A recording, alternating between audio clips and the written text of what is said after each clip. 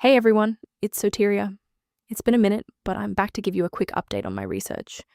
As most of you know, I've been digging deep into the Epstein documents, sifting through released files, connecting the dots, and analyzing what all of this reveals from a sociological standpoint. Research has been moving a bit slowly, partly because I'm currently writing a couple of books, and partly because my system literally glitched out of nowhere while I was pulling these files. So, to keep things manageable, I'm going to drop shorter bite-sized video updates like this to share key takeaways and highlight specific details. Our first two focus areas are Harvey Weinstein and Marina Abramovich. And let me tell you, the Weinstein-Epstein paper trail is wild. Out of over 400 PDF files, only about 46 have been officially made public so far. Looking at the surface level, it's clear Epstein and his inner circle had a massive interest in Weinstein.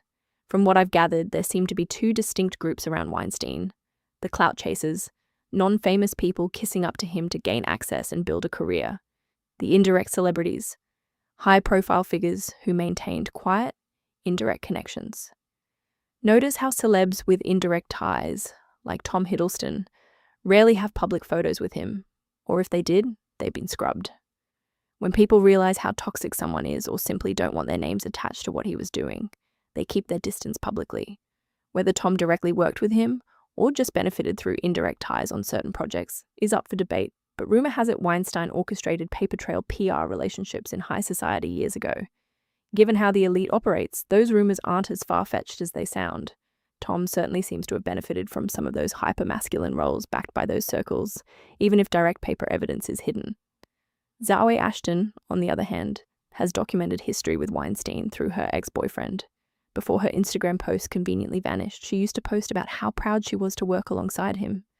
The irony of someone praising a predator back then while rebranding today around human rights activism is staggering. Looking at the photos, it's clear how comfortable she was navigating those high-powered white male circles. It really makes you wonder how deep those connections went. Next up is Marina Abramovich. The Satanist rumors have followed her for years, but seeing her name pop up in the Epstein files reveals that Epstein and his associates were genuinely obsessed with her work, much like their interest in Lady Gaga. While whether she directly engaged with them remains murky, the files show they purchased a significant amount of her art and performance work. You can't have your name all over these documents, sell high-value art to these circles, and then claim total ignorance. That's just disingenuous.